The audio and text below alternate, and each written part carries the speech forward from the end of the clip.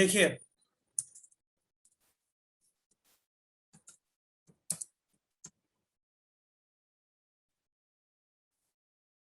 मैंने आपके लिए फाइल है जो तैयार की हुई है।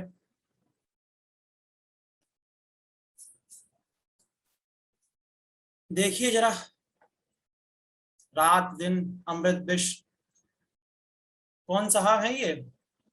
जरा नाम बताना।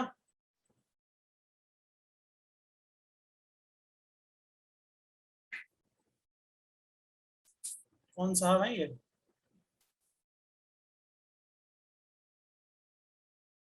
मैं नाम लेके इज्जत करूं आपकी, या फिर अगले से आगे से आप ना करने का ध्यान रखेंगे?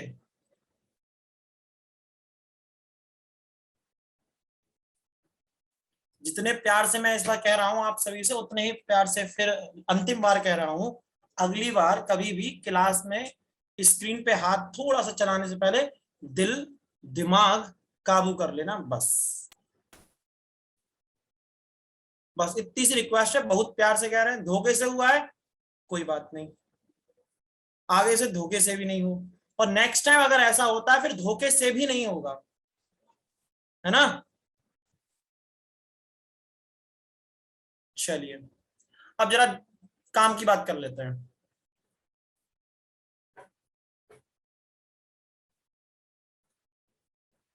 अब जरा देखें तो ये जितने भी विलोम हैं, जैसे मैं हमेशा बताता हूं, याद करने की ट्रिक क्या है? इन्हें याद नहीं करना, केवल एलिमिनेट करना है कि कौन से आपको याद नहीं है। जैसे मैं इसी स्क्रीन पे जो आपको दिख रहे हैं उसका एग्जांपल ले लेता हूं। रात दिन सबको पता होगा, अमृत भी सबको पता होगा, अथ का इति हो सकता है एक आध को नहीं पता, वैसे बहुत सरल है। अंधकार का प्रकाश याद नहीं करना, अल्पायु का दीर्घायु याद नहीं करना, इच्छा का अनिच्छा याद नहीं करना, ठीक है? अनुराग का विराग याद नहीं करना, आदि का अंत याद नहीं करना, आगामी का गत ये याद करना है। आगामी का गत मुझे पता है, काफी लोगों को नहीं पता होगा, ठीक है? अब आप देख लीजिए, उत्कर्ष का अपकर्ष भी याद कर लेना, और ये भी हटा दो। और मैं ये कह भी दूं, मान लो आदि का अंत एक और थोड़ा और टफ है, तो आप देख लीजिए इसको, ये भी कर लीजिए। अब 1 2 3 4 5 6 7 8 9 10, 10 में से कितने याद करने हैं आपको? 4। 6 कैसे हैं? याद है। ऐसे ही हर पेज पे आप देख लीजिए, उत्थान का पतन सबको पता होगा, आग्रह का दुराग्रह नहीं पता होगा तो इसे याद करना है, एकता का अनेकता सबको पता होगा, अनुज का अग्रज नहीं पता होगा, आकर्षण का विकर्षण या प्रतिकर्षण दोनों होता है, ये आपको हो सकता है याद हो या ना हो। उद्यमी का आलसी, अधिक का न्यून, आदान का प्रदान, उर्वर का ऊसर, और एक का अनेक। अब पूरे पेज में कितने निकले? 3 से 4, इसमें भी निकले, यानी हम मान के चलना 4 होंगे किसी बच्चे को तो 6 याद नहीं करने। अगर पूरे पीडीएफ का आप अध्ययन करेंगे तो आप ये पाएंगे, आपको 1000 अगर विलोम शब्द हैं या 500 विलोम शब्द हैं, तो आपको उनमें से बेटा केवल और केवल 100 ही याद करने पड़ेंगे, बमुश्किल 100 भी याद नहीं करने पड़ेंगे। अब जब दूसरी रीडिंग मारोगे ना, तो ले दे के 20 से 30 रह जाएंगे। हमने ऐसी पढ़ाई की थी। पीडीएफ पर्यावाची की अपलोड नहीं हुई है, वो कल थोड़ा लेट क्लास हुई थी ना, इस चक्कर में आज मॉर्निंग हो गई, मैं दोपहर तक करा दूंगा। दिशांत मिश्रा एप्लीकेशन पे अपलोड होती है, मे भी हो सकता है कि कल अपलोड ना हो पाई हो। मैंने कल एमसीक्यू की अपलोड हो गई होगी ना, एमसीक्यू की तो अपलोड हो गई थी नहीं?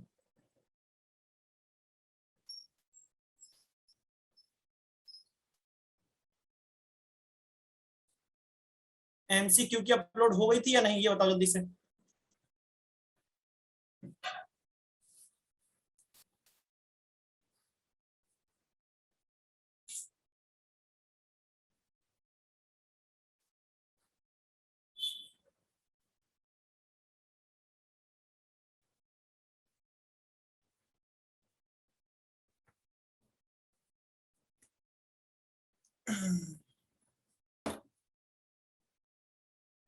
हम्म, एमसीक्यूज की हो गई, ओके।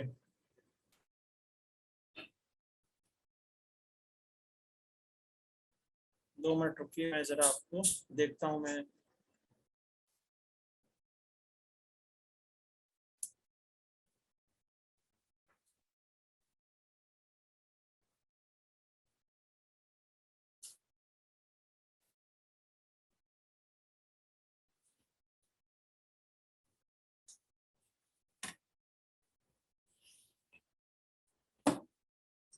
हम्म,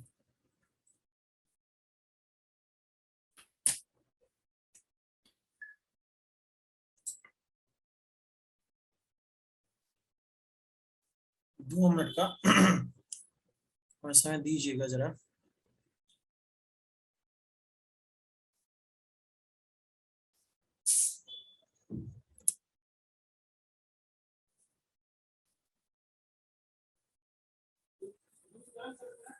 हम्म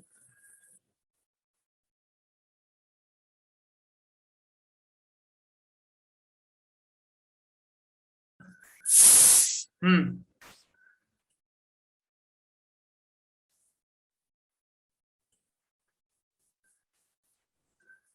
तो समय दीजिए जरा, ये कंप्यूटर गड़बड़ा रहा है।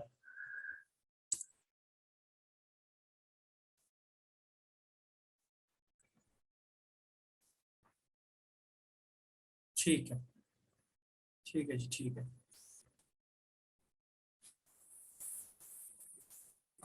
आ जाओ।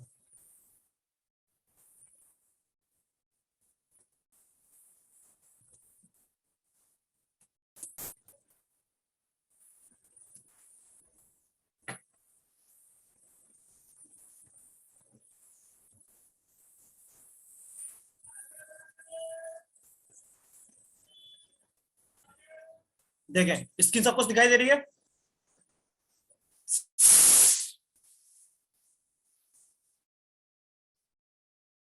स्क्रीन सबको दिखाई दे रही है इस वक्त, नहीं दे रही है? अब ठीक है, तो जरा देखें जरा इस वक्त। अब इस पूरी पीडीएफ का आपको अध्ययन करना है एग्जाम से पहले 3 बार, और एग्जाम से जस्ट पहले यानी एक दिन पहले आपको पीडीएफ में आप जब वो एलिमिनेट कर लेंगे ना कि मुझे ये 50 देखने हैं, 20 देखने हैं, बस उन्हीं 50 या 20 का आप अध्ययन करेंगे, बात खत्म। ये देखिए सारे के सारे जो संभाव्य हैं, जिनकी संभावना है आने की, वो सब मैंने इस पीडीएफ में आपको दे रखे हैं। इसमें ज्यादा ज्ञान देने की जरूरत नहीं है। बाकी जब एमसीक्यू आएंगे थोड़ी बहुत इसमें कॉन्सेप्ट लग सकते हैं, वो एमसीक्यूज के साथ बताते चलेंगे। हाँ, विजय गुप्ता का मैसेज दिख रहा है। ग्रीन टी से क्या प्रॉफिट होता है? वैसे मैं ग्रीन टी पीता नहीं होगा, लेकिन आप मुझसे पूछेंगे तो मैं उसका बता सकता हूँ कि ग्रीन टी से क्या प्रॉफिट। मैं ग्रीन टी नहीं पीता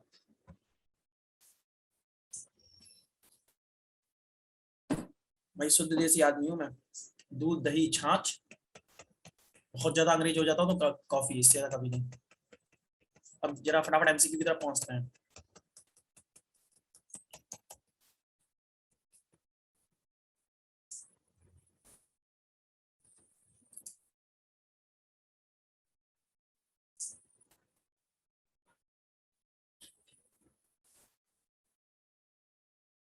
बताओ मेरे लाल, इसका उत्तर तो खैर दिख गया होगा, आप बताओ जरा।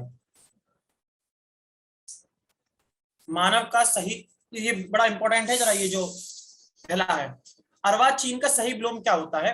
अर्वाचीन का मतलब होता है, बेटा मेरा नेटवर्क ठीक है।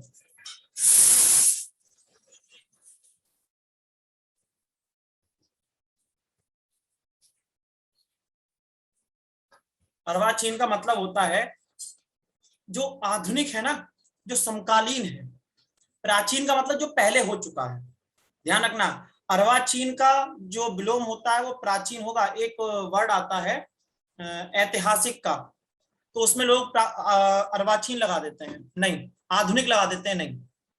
तो अर्वाचीन का होगा सिर्फ प्राचीन। जब ना मिले तो आप लगाइएगा आधुनिक, ठीक है? माफ कीजिएगा, प्राचीन का आधुनिक नहीं, प्राचीन का अर्वाचीन होगा। अगर आपको ऑप्शन में आधुनिक दिया हुआ है और अर्वाचीन दिया हुआ है प्राचीन के विलोम में, तो आप लगाएंगे अर्वाचीन। और अगर आपको कोई भी नहीं दे रखा है, केवल आधुनिक दे रखा है, तब आप मजबूरी में लगाएंगे, क्योंकि जो अर्वाचीन होता है वो प्राचीन का विलोम है, ना कि किसका? प्राचीन का अर्वाचीन है, अर्वाचीन का प्राचीन है, प्राचीन का आधुनिक नहीं होगा। दूसरा क्वेश्चन आपकी स्क्रीन पर आ गया, इसका आपको उत्तर देना है। मानव का सही विलोम क्या होगा?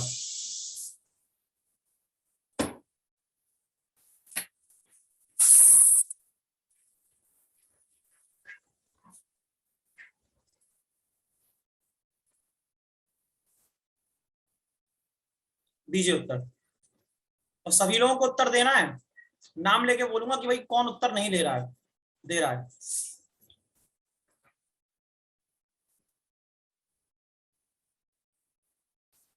गुड। दानव, बिल्कुल।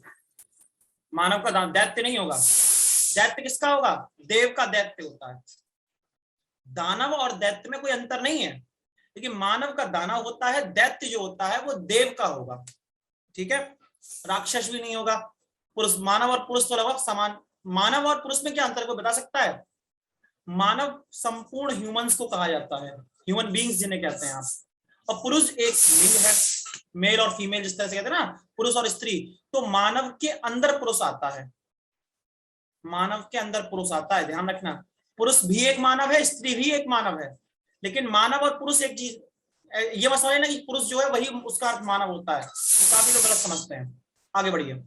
अनुराग का, अनुराग का इसका विकल्प देखिए, मुझे बहुत हंसी आती है।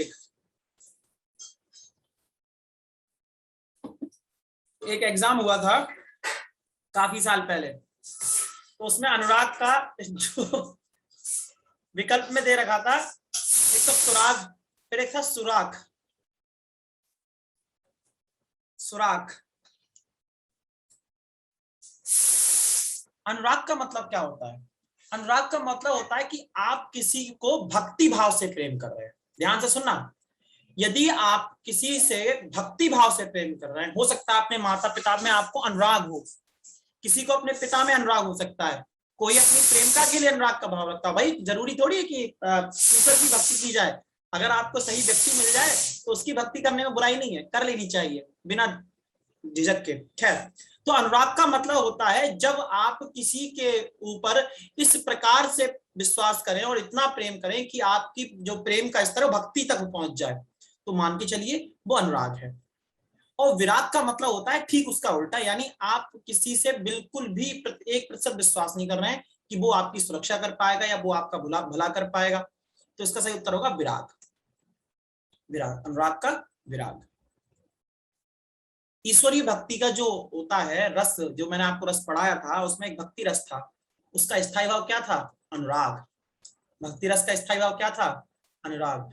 अब सौंप दिया इस जीवन का सब भार तुम्हारे हाथों में, अब जीत तुम्हारे हाथों में और हार तुम्हारे हाथों में, मेरा आपकी कृपा से सब काम हो रहा है। तो ये इस सभी में आप ईश्वर को इस भाव से प्रेम कर रहे हैं कि भक्ति के लेवल तक पहुंच गया, और आप जानते हैं वो कुछ भी कर सकता है, कुछ भी कर सकता है, वो ईश्वर है। तब आपका जो प्रेम है वो अनुराग के स्तर का है। चलिए, शाकार का बताएं। शाकार का, हिंदी की सबसे बड़ी जो खास बात है वो ये है, अंग्रेजी में वैसे क्वालिटी मिलती है लेकिन हिंदी में ज्यादा है, हिंदी थोड़ी ज्यादा वैज्ञानिक भाषा और संस्कृत से भी ज्यादा वैज्ञानिक है। अगर आप किसी शब्द को तोड़ेंगे तो वो अपना अर्थ दे देगा। ठीक है, इसका एग्जाम्पल दूंगा तब इसका आपको उत्तर मिलेगा। एक रामचरितमानस में चौपाई है कि तृण धर ओट कहत वैदेही, सुमिर अवधपति परम स्नेही। रावण जब सीता जी के पास आया तो उन्होंने एक तिनका आगे रख दिया और कहा कि रावण, तुम्हें इस तिनके की आन है, इस तिनके को पार मत कर जाना, अन्यथा जलकर भस्म हो जाओगे।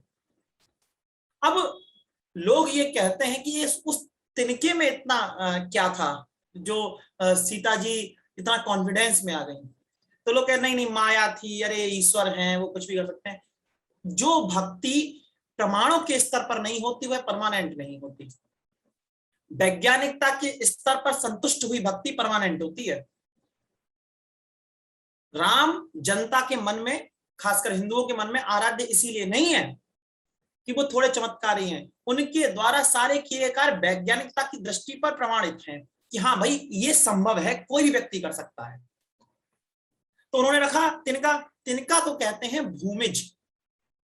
तिनके को क्या कहते हैं? भूमिज, यानी भूमि से जन्मा। जा जो वर्ड है वो जन्म को रिप्रेजेंट करता है, पुल्लिंग जन्म को। और सीता का भी क्या जन्म, सीता का एक पर्यायवाची क्या है, भूमिजा।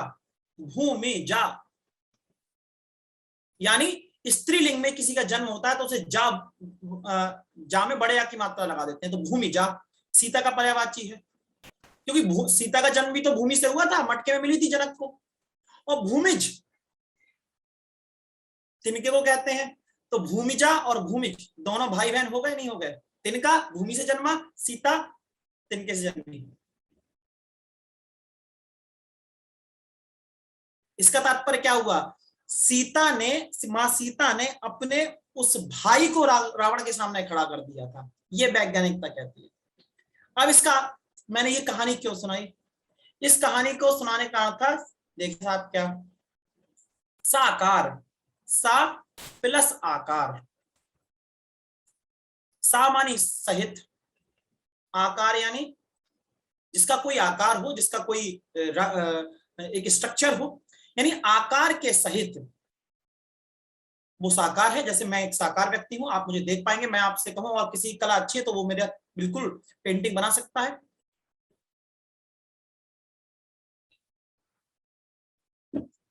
कोई बना सकता है। लेकिन क्या किसी ने ईश्वर को देखा है क्या?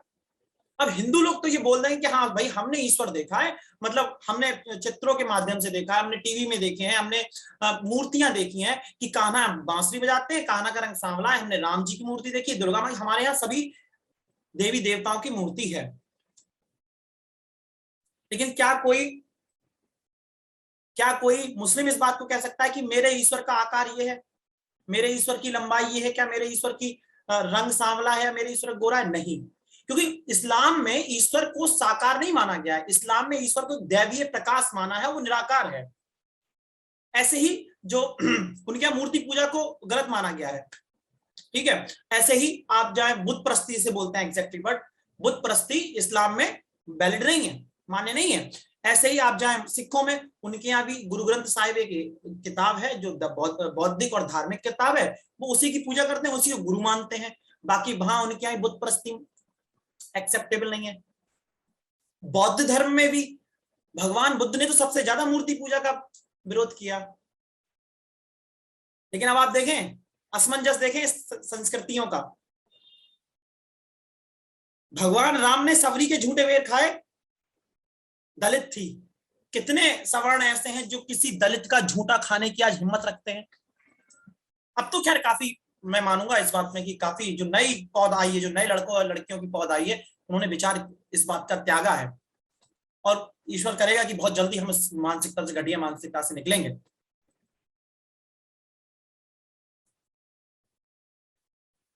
साहिर आपका नेटवर्क गड़बड़ है बेटा, लेकिन इस्लाम में बुत परस्ती मना थी।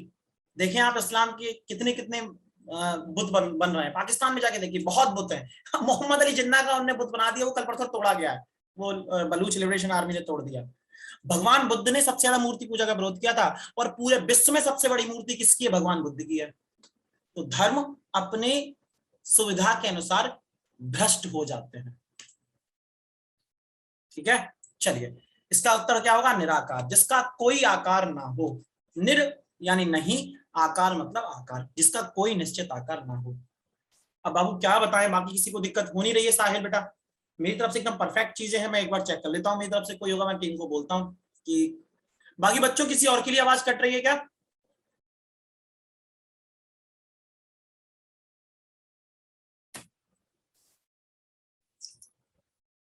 बेटा साहिल मेरी तरफ से जितने बच्चे आ रहे हैं वो बता रहे नहीं, 90% नहीं।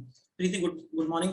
जिसको आवाज बफर होके आ रही है, आवाज में ग्लिच हो रहा है, बेटा आपका नेटवर्क परफेक्ट नहीं है, ठीक है। रिचार्ज जो है वो आपने अंबानी से नहीं करवाया होगा, आपने किसी दुकान वाले से करवाया होगा। हमारी गली में ना शाम को अंबानी आवाज लगाते हुए आते हैं कि जियो में रिचार्ज, एयरटेल में रिचार्ज करा लीजिए, इस तरह से लगाते हैं, तो हम अंबानी से बोल देते हैं, तो हमारा रिचार्ज एकदम परफेक्ट चलता है। हाँ, वाईफाई से। चलिए, योगी क्या होगा? भोगी, गृहस्थ नहीं, भोगी। योग का मतलब एक तो वो है जो आप लोग समझते हैं कि अनुलोम विलोम प्राणायाम, फुंकारना, फुसफुस करना, स्वइस में, वो योग का एक अंग है। ध्यान से सुनना, योग का एक अंग है। योग का संपूर्ण अगर मतलब निकालेंगे,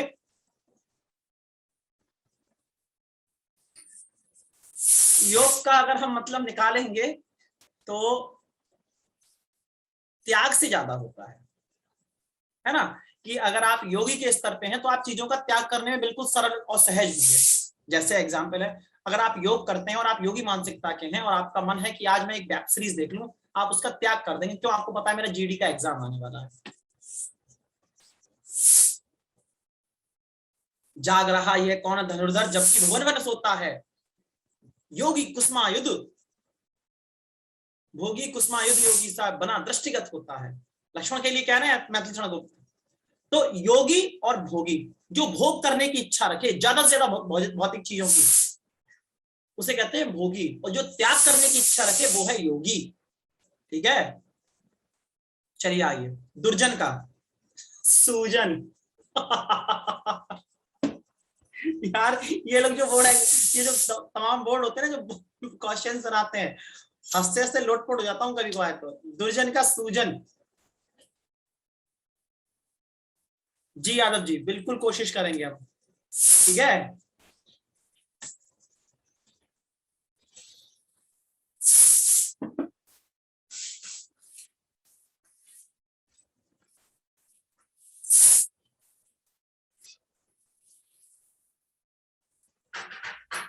उत्तर दिया जाए। बाकी क्या बुआ के घर में आए हो, नानी घर में आए हो, उत्तर नहीं दे रहे हो। सज्जन होगा भाई, अमन कौशल। दुर्जन का मतलब क्या होता है? दुर्जन का मतलब होता है बुरा व्यक्ति। सत्य, सत्य प्लस जन, सत्य प्लस जन सज्जन। जो सत्य यानी सदाचारी या अच्छा या नैतिक, कुछ भी बोल सकते हैं, सदाचारी या सच्चा। और जन यानी व्यक्ति, तो सच्चा व्यक्ति, अच्छा व्यक्ति, सदाचारी व्यक्ति सज्जन, जेंटलमैन।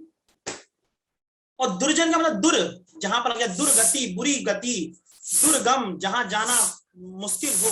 तो दुर जो एक उपसर्ग है वो नकारात्मक है, ध्यान रखना।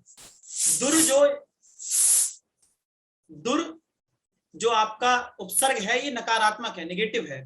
तो इस बात को आप हमेशा ध्यान रखें कि जब दुर आएगा तो इसका अपोजिट हमेशा पॉजिटिव ही होगा, परिजन नहीं होगा। परिजन का मतलब होता है, अच्छा इसको तोड़ के देखो यार, अभी तो पूरा बताया था। परि प्लस जन,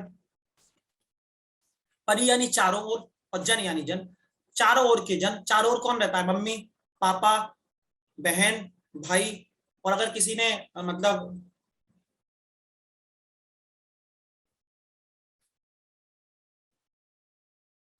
और किसी ने अगर किसी ने विवाह कर लिया है, तो फिर उसके चारों ओर एक ही भूत नाचता होगा या भूतनी नाचती होगी। मैं जेंडर डिस्क्रिमिनेशन बिल्कुल नहीं कर रहा हूं। वो उनके लिए भूतनी है, वो उनके लिए भूत है भाई साहब।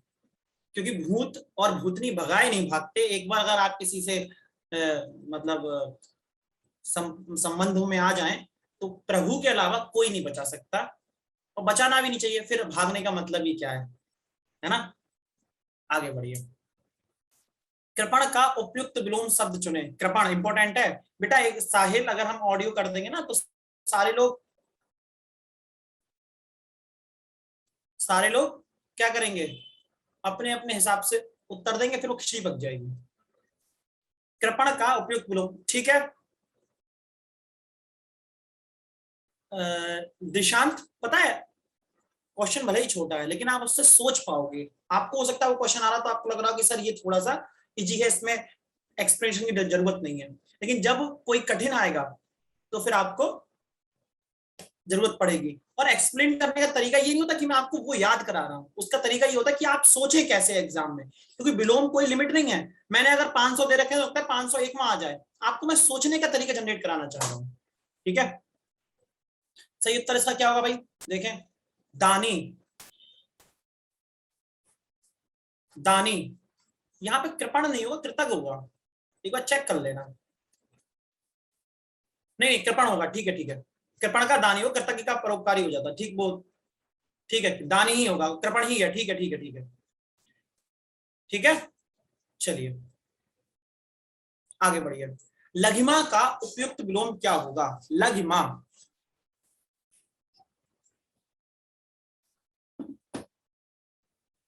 लगमा।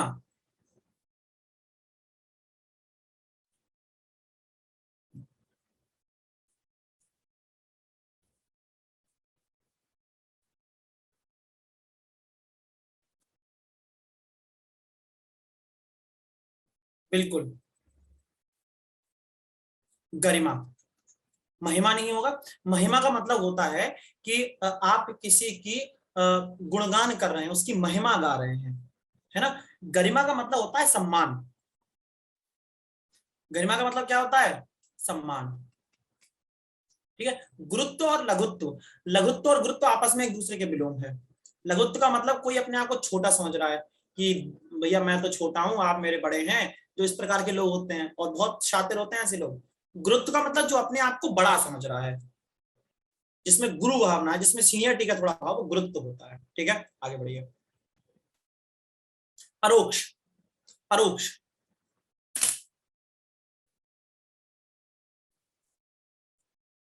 परोक्ष।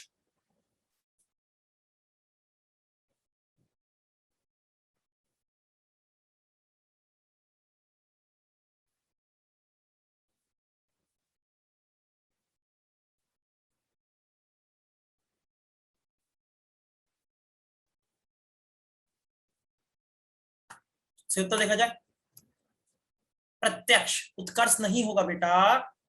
उत्कर्ष का मतलब क्या होता है? उठना। उत्कर्ष हो रहा है, उठ रहा है, कोई व्यक्ति प्रगति कर रहा है, उसका हो जाता है अपकर्ष। उत्कर्ष का विलोम क्या होता है? अपकर्ष। उत्कर्ष का क्या होता है? अपकर्ष। उत्कर्ष का मतलब होता है उठना। कोई किसी व्यक्ति का नाम हो रहा है, अच्छे काम से कोई उठ रहा है शहर में, तो उसे कहते हैं उत्कर्ष, उसका उत्थान हो रहा है। और अपकर्ष मतलब कोई अपने किसी का नाम तो हो रहा है लेकिन उसका खराब नाम हो रहा है और वो नीचे की ओर जा रहा है, वो अपकर्ष हो गया। अवनति और उन्नति से समझ लो, ये उन्नति एक तरह की समझ लो और ये अवनति से समझ लो, आसपास, नॉट एग्जैक्ट, आसपास की बात कर रहा हूं। अच्छा, अब जरा, परोक्ष का मतलब होता है जो सामने नहीं है, जो सामने नहीं है। और प्रत्यक्ष का मतलब जो ठीक आपके सामने बैठा है, जो आपके ठीक सामने बैठा है, उसे कहते हैं प्रत्यक्ष। परोक्ष जो आपसे दूर बैठा है। निकुष्ट। निकुष्ट। मुश्किल है यार एग्जाम डेट चेंज होना, अब बाकी लग नहीं रहा मुझे, दबाव बहुत है इस वक्त गवर्नमेंट के ऊपर। कहें कितना भी, लेकिन गवर्नमेंट दबाव में है लड़कों के रोजगार को लेकर के।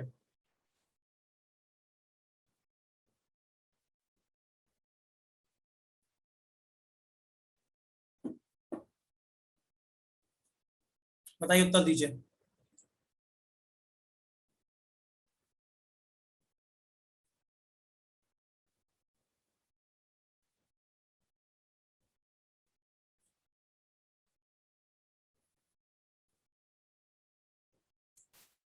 उत्कृष्ट। उत्कृष्ट। इसका निकृष्ट नहीं, निकृष्ट होगा ये, निकृष्ट है, निकृष्ट होगा ये। निकृष्ट होगा, निकृष्ट ही बोल रहा हूं मैं। निकृष्ट, ठीक है। निष्पक्ष। निष्पक्ष यानी जिसका जो किसी पक्ष से प्रभावित ना हो। उत्कृष्ट। निकृष्ट का विलोम उत्कृष्ट, जिसे बोलते हैं ना निकृष्ट सोच के व्यक्ति हैं, यानी निम्न, नीच। और उत्कृष्ट मतलब ऊंची, अच्छी विचारधारा। हो गया। कृतघ्न। कृतघ्न मतलब होता है वो जो आपके एहसान को ना माने, और कृतज्ञ जो आपके एहसान को माने। ये बच्चा कृपण का पूछा, कृपण का मतलब बेटा जो मैंने बताया था ना, शायद मैं बताना भूल गया। कृपण का मतलब होता है लोभी। लोभी, कंजूस, मक्खीचूस। अनुकूल। अनुकूल का परिकूल, कूल, विकूल, प्रतिकूल।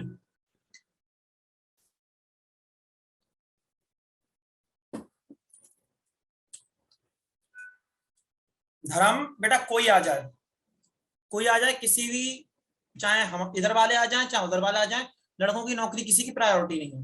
ध्यान रखना इस बात को। अगर हम ये सोच रहे हैं कि ये वाले जाएंगे, दूसरे वाले आ जाएंगे, दूसरे वाले आके तीसरा, लड़कों की नौकरी, लड़कियों की नौकरी किसी की प्रायोरिटी नहीं है। अगर भारत में लोकतंत्र ना हो तो ये नौकरियां खा जाए। MA BEd PhD लड़कों से झाड़ू लगवाएं इन लोगों का बस चले तो, ठीक है। वो वाले आते हैं तो उनके यहाँ सीटें बिकती हैं, सीटें बिकती हैं सीधे सीधे, ये ले जाओ आके।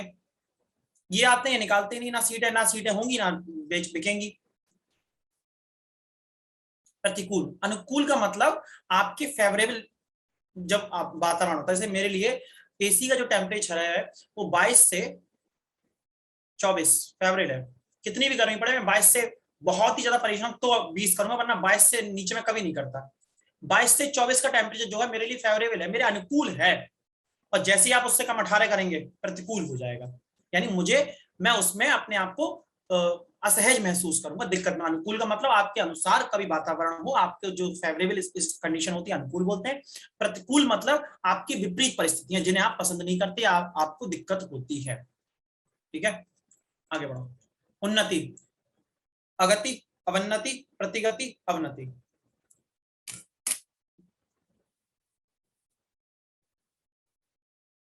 साहिल एक बार क्लास को ड्रॉप करो बेटा, फिर से ज्वाइन करो, फिर से ज्वाइन करो बच्चा। उन्नति का अवनति बताया था मैंने अभी तो। ये उन्नति का मतलब आप प्रगति कर रहे हैं, ऊपर उठ रहे हैं। अवनति का मतलब आप नुकसान कर रहे हैं, अब डिमोशन हो रहा है आपका, है ना। प्रोन्नति का क्या होगा? प्रोन्नति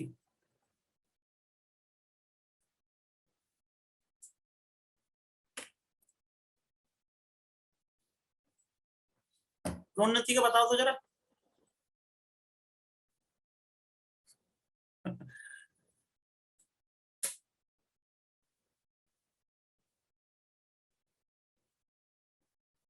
हम्म,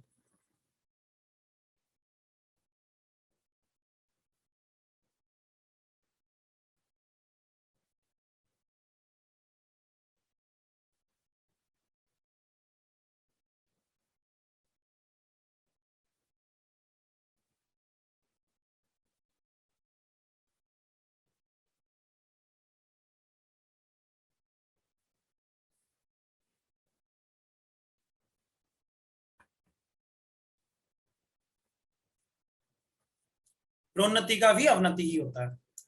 हाजी साहिल अब ठीक है। निम्न में कौन सा शब्द जड़ का विलोम है? जड़ का विलोम। और मुझे इसमें हंसी आ रही है विकल्प को देख के। शाबाश।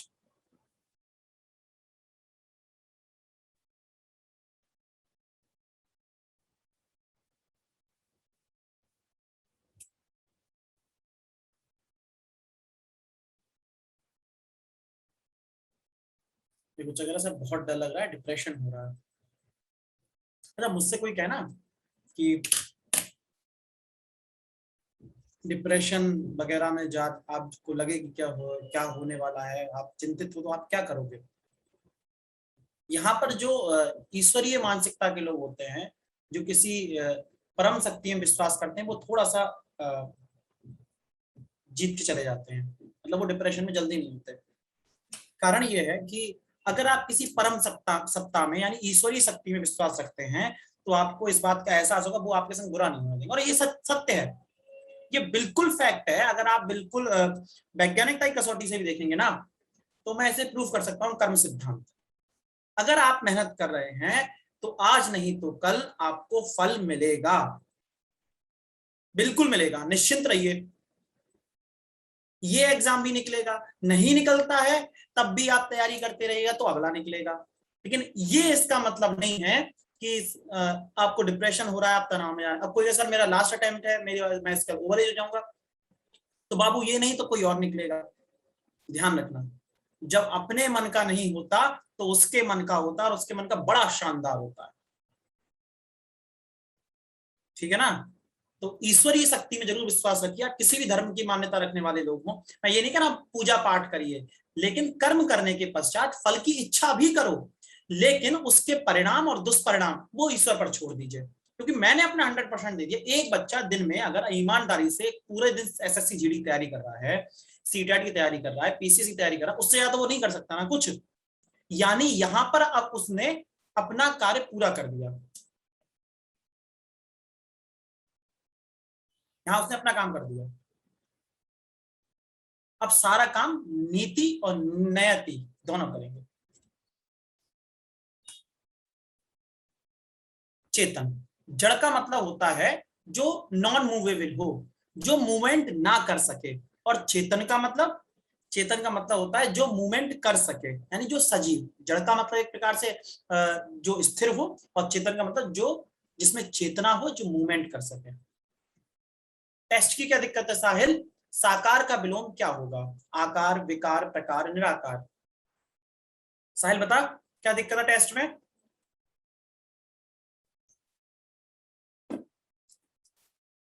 कौशल हौच पौच नहीं मचानी। तुम्हारा सिलेबस तो कंप्लीट हो गया, अगली 2-3 क्लासों में खत्म करा देंगे। खत्म। इस बीच में आपका हिंदी के सिलेबस का कंप्लीट। बाकी फिर रिवीजन कराऊंगा मैं, शुरुआत से लेके फिर 0 से लेके 10 तक जाएंगे। लेकिन ये रिपीट हो गया, इसका निराकार ही होगा, इसमें समय गंवाने की जरूरत नहीं है। तिमिर का बताएं। हाँ, एक आध क्वेश्चन बेटा रिपीट हो जाता है प्रीति। तिमिर का बताइए। कृष्ण, उषा, प्रकाश, इनमें से कोई नहीं। कृष्ण। अच्छा, फिजिकल रह जाता है तुम्हारा। तो बेटा आप तो फिजिकल तैयार करो, कहाँ रह जाता है, कहाँ दिक्कत होती है? शाहिल।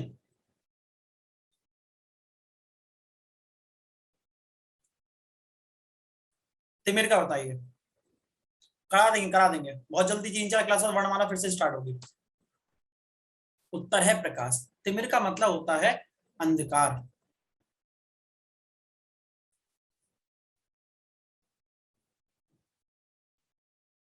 प्रकाश। जी महेंद्र जी, बिल्कुल कोई दिक्कत नहीं है। उसी दोनों की जो पीडीएफ है वो सेम है महेंद्र जी। ठीक है, वो तनाव मत लीजिए आप। अवनति का बताया था, इसमें समय नहीं गंवाना है। उन्नति। सुबोध। सुबोध।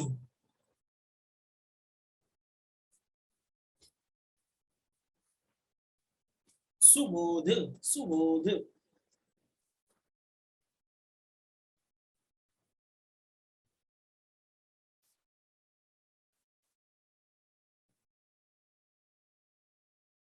नहीं बेटा, सही उत्तर क्या होगा? दुर्बोध। कुबोध कोई वर्ड नहीं होता। आप सोचो सुपुत्र और कुपुत्र, उससे सेंस लगा रहे होंगे। सुबोध का दुर्बोध होता है। सु यानी अच्छा, बोध यानी विचार या थॉट या ज्ञान, अच्छा विचार। दुर यानी बुरा, बोध यानी थॉट, विचार। गमन।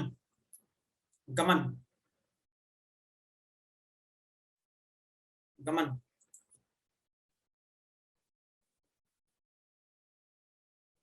इसमें समय नहीं लगाना है, जल्दी से। उत्तर आगमन। उत्तर आगमन। ऐच्छिक। अब बताओ इसका, ऐच्छिक का बताओ।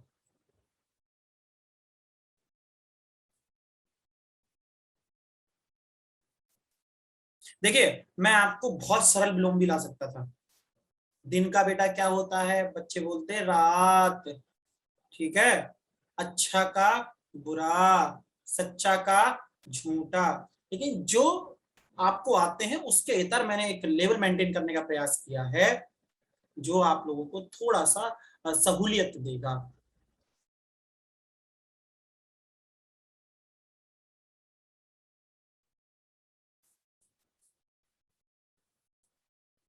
अनिवार्य। ऐच्छिक का मतलब जहां पर आप अपनी इच्छा के अनुसार कार्य सके। अनिवार्य, जैसे मान लीजिए आपको एक पेपर है जिसमें 1 2 3 4, एक सेक्शन में, सेक्शन ए है, उसमें 4 क्वेश्चन दे रखे हैं, और अगर कोई भी 2 कर लीजिए, कोई भी 2 कर लीजिए, इसका मतलब क्या हुआ? ये ऐच्छिक हैं। 2 कोई भी कर सकते हैं, पहला तीसरा कर सकते हैं, पहला चौथा कर सकते हैं, दूसरा तीसरा, दूसरा पहला, दूसरा चौथा, कुछ भी कर सकते हैं, जो हमें 4 में से 2 करने हैं। जी नहीं, अनैच्छिक नहीं होगा, बिल्कुल नहीं। और अनिवार्य का मतलब होता है जो करना ही करना है। उसमें लिखा हुआ कि चारों में से चारों अनिवार्य हैं। अनैच्छिक का मतलब इच्छा के विरुद्ध हो। इच्छा, अनैच्छिक का मतलब जो इच्छा के विरुद्ध हो। और ऐच्छिक का मतलब होता है जहां चॉइस हो कि आप स्वतंत्र हैं निर्णय लेने का, आपकी इच्छा से कार्य करने के लिए स्वतंत्र है, इसका अनिवार्य होगा। ठीक है, आगे बढ़िए। विकर्षण, विकर्षण, विकर्षण, विकर्षण, बिल्कुल, विकर्षण बताएं।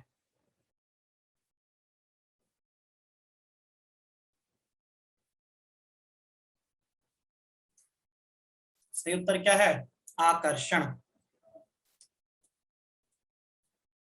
आकर्षण। विकर्षण, इसे प्रतिकर्षण भी बोलते हैं।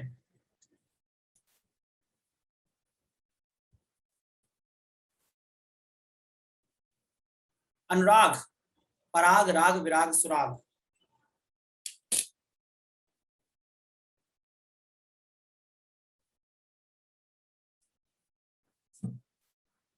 अनुराग, पराग, राग, विराग, सुराग।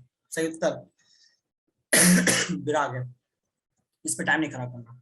उत्कर्ष का अपकर्ष हो चुका है। भीषण का विलोम बताइए। भीषण,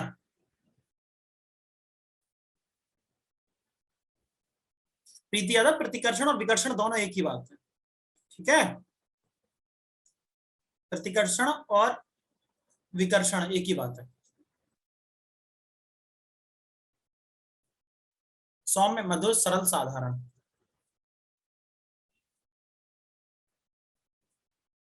सौम्य। भीषण का मतलब होता है कि जो जिसे देखने से आप विचलित हो जाएं, एक भीषण दुर्घटना हुई जिसे आप देखना ना चाहें, जिसको आप फील करना ना चाहें, जिसको सोचने से ही आपके मन में एक अजीब सी डर आ जाए, वो भीषण है। सौम्य, सौम्य का है कि जिसको देखकर आपका मन प्रसन्न हो, आप जिसको देखना चाहें, आप जिसको सोचना चाहें, जिसको फील करना चाहें। मैं तुम्हें ढूंढने स्वर्ग के द्वार तक रोज जाता रहा, रोज जाता रहा। समझ रहे हैं? वही चेहरा आपके लिए सौम्य लगता है, बिल्कुल बिल्कुल।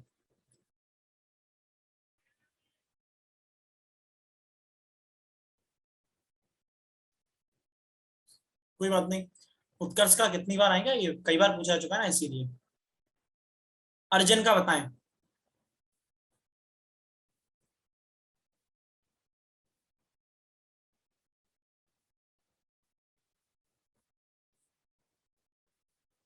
अर्जन का बताएं। देव कुछ कहना चाह रहे, नहीं कहना चाह रहे? अर्जन, त्याग, व्यय नहीं होगा जी, नहीं। अर्जन का मतलब होता है किसी चीज को अर्जित करने की भूख, कि ये भी प्राप्त कर लूं, वो भी प्राप्त कर लूं, ये भी वो भी, वो अर्जित करने के आप मतलब ढेर लगा रहे हैं, भंडारण कर रहे हैं।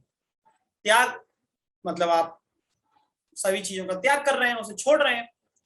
व्यय नहीं होगा, व्यय नहीं होगा। आय का होता है व्यय, आय का मतलब कमाना, व्यय का मतलब खर्च करना। आगे बढ़िए। विलोम शब्द का चयन कर। रंगीन, रंगीन।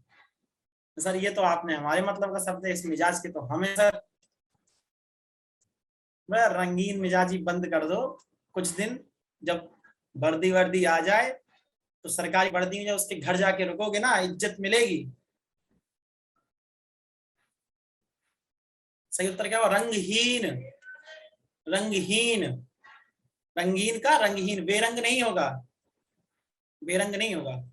रंग का बेरंग हो जाएगा, रंग का बेरंग हो जाएगा।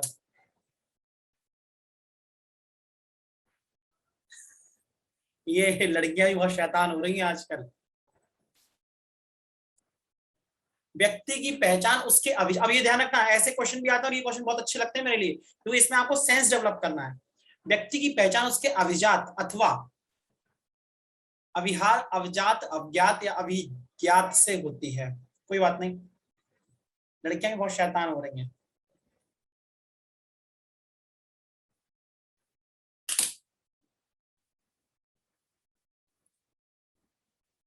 काफी लोगों के मैसेज शायद कुछ छूटे हुए हैं। ठीक है हो जाएगा। अच्छा, एक बच्चा कह रहा है सर,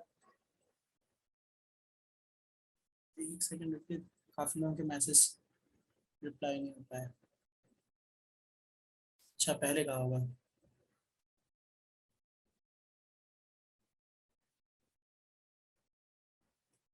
सही उत्तर है इसका, देखें, अभिजात का मतलब होता है एलीट। एलीट का मतलब सर ये क्या बात है, आपने ट्रांसलेशन कर दिया। अभिजात का मतलब होता है कि आप किसी भी क्षेत्र में ऊपरी वर्ग में हैं। ठीक है, ऊपरी वर्ग में मतलब अगर आप धनाढ्य हैं, यानी धन के मामले में समाज में ऊपरी वर्ग में आते तो आप अभिजात हैं। तो आप धन के रूप से अभिजात हैं। आप एकदम बहुत ज्यादा पढ़े लिखे हैं, बहुत ज्यादा ज्ञान है, तो आप बौद्धिक रूप से अभिजात हैं। आप अगर जाति में श्रेष्ठ हैं, होता नहीं है कुछ जाति में श्रेष्ठ होना, लेकिन जो संविधान में जो परिभाषा दी, जो ऊपरी वर्ग है वो अपने आप को जाति रूप से अभिजात मानता है। तो अभिजात का मतलब होता है एलीट, यानी अगर आप अपने आप को सामान्य लोगों से बेहतर समझते हैं, आप अपने आप को अच्छा मानते हैं, या आप सचमुच उनसे ऊपर की या सबल स्थिति में है, तो अभिजात वर्ग कहलाता है, ऊपरी वर्ग कहलाता है। यानी जिसे बोलते हैं क्रीमी लेयर, आम भाषा में क्रीमी लेयर। ठीक है, खत्म कहानी। क्रीमी लेयर कौन सा, केवल ओबीसी में नहीं है। क्रीमी लेयर का मतलब जिन जो एक सीमा से ज्यादा समर्थ हैं, वो किसी में भी हो सकता है। संवैधानिक रूप से आरक्षण के मामले में क्रीमी लेयर का कॉन्सेप्ट केवल ओबीसी में, लेकिन क्रीमी लेयर शब्द का कहीं भी आप डेफिनेशन कर सकते हैं, तो ये मत कहना। सही उत्तर क्या है इसका, अवजात। अवजात। एक बच्चे ने पहले मैसेज किया था, किस चीज की स्टार्टिंग हुई है यादव जी, जरा समझाओ तो, हम समझ नहीं पाए। स्वयं हलाहल का घूंट पीकर वे दूसरों को पिलाते रहे, ये सही है। यादव जी जरा उत्तर देना, तुम्हारे मतलब का है जिससे तुम शैतान लग रहे हो। हाँ, एक बच्चा कह रहा है सर, साइंस जो है किसी प्रकार के ईश्वर को मान्यता ही नहीं देता, और आप कह रहे थे कि जो भक्ति साइंस के लेवल पर प्रूफ होती है वही परमानेंट होती है। मैं तो यही मानता हूं। किसी और दिन इस पर चर्चा करेंगे धीमे धीमे। सही उत्तर है अमृत।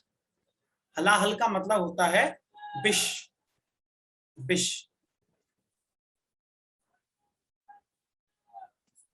अमृत का मतलब अमृत है ही, इसका विलोम हो गया। मदिरा नहीं होगा कि स्वयं हलाहल का घूंट पीकर वे दूसरों को मदिरा पिलाते रहे हैं, मतलब महफिल जमा दी।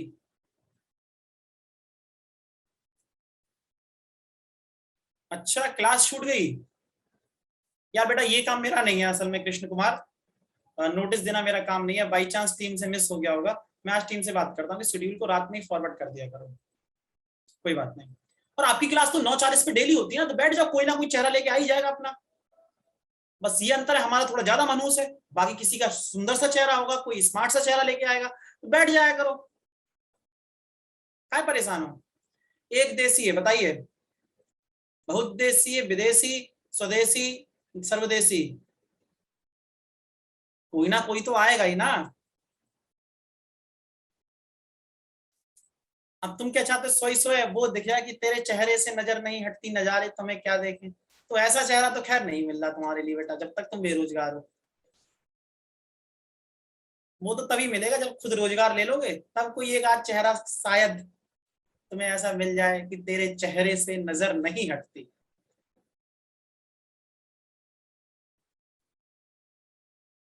ओहो, तो ईश्वर की कृपा से ये मेरे साथ दैवीय संयोग मानिए कि मैं डरावना तो खैर नहीं हूं, बाकी आप लोग तय करेंगे।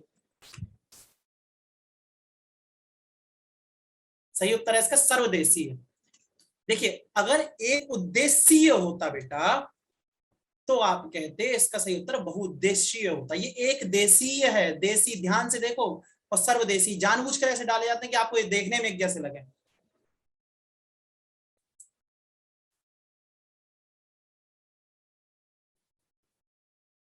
ये थे भाई आपके एमसीक्यूज। लगभग हमने 50 से एमसीक्यू सॉल्व, 50 से 60 एमसीक्यूज इस फाइल में थे, वो सॉल्व कर लिए। आज स्पीड भी ठीक ठाक रही और समझा भी। अब मैं आपको क्या करूंगा, ये पीडीएफ अपलोड कराऊंगा और बाकी जो नोट्स है मैं जरा नोट कर लेता हूँ, एक सेकंड रुकिए डायरी पे, क्योंकि मैं भूलता बहुत बड़ा भुलक्कड़ हूँ। इतना बड़ा भुलक्कड़ हूँ कि मुझे याद करना पड़ जाता है।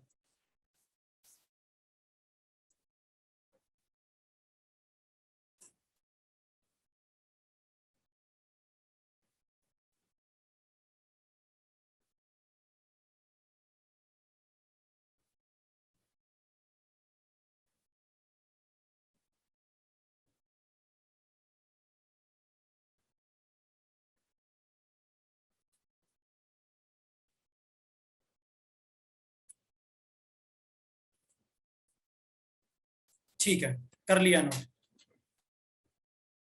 वो कर लिया नोट, आज सारे इंतजाम करने हैं मुझे। अच्छा हाँ, वो वाला भी रह गया, चलो एक सेकंड नोट।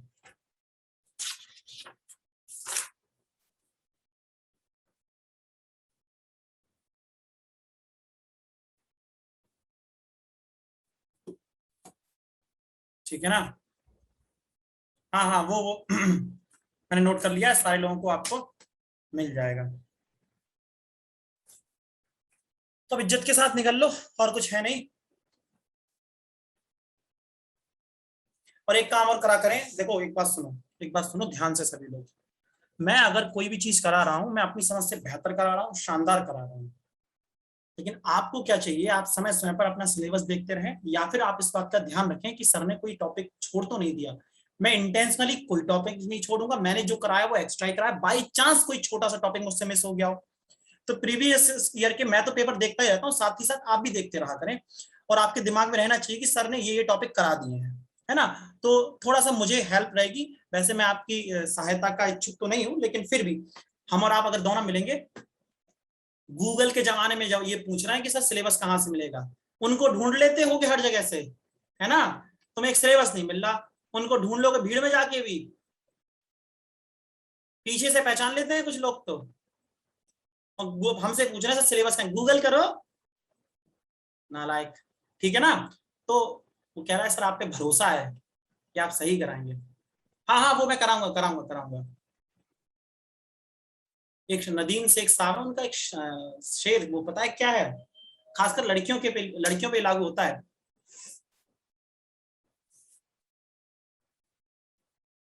समझा नहीं यादव जी?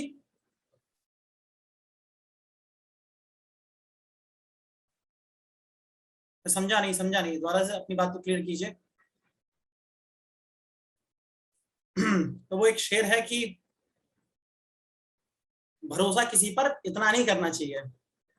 हाँ बिल्कुल, गूगल से सब बोलने से हो जाता है, बिल्कुल बिल्कुल। तो आप लोग ज्यादा भरोसा ना करा करें, चेक करते रहा करें। वो एक टीचर का चेक करना नहीं होता, वो अपने आप को एक सेल्फ, जैसे कहते हैं ना, हेलमेट लगा के चलना, दुर्घटना से बचने के लिए आप खुद स्वयं सुरक्षा के लिए कर रहे हैं। तो नदीम शेख साहब एक बहुत अच्छे शायर हुए, उनका एक शेर है कि दुश्मनी की तो क्या पूछिए, दोस्ती का भरोसा नहीं। दुश्मनी की तो क्या पूछिए, दोस्ती का भरोसा नहीं।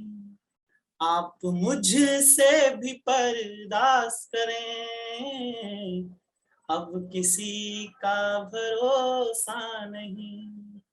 आप मुझसे भी पर्दा करें, अब किसी का भरोसा नहीं। तो भरोसा ना करें, जरूरी है दिमाग लगा करके काम करें। बिल्कुल। तो अब क्लास को एंड करते हैं, इज्जत से निकल लो, मिलते हैं कल बहुत जल्दी।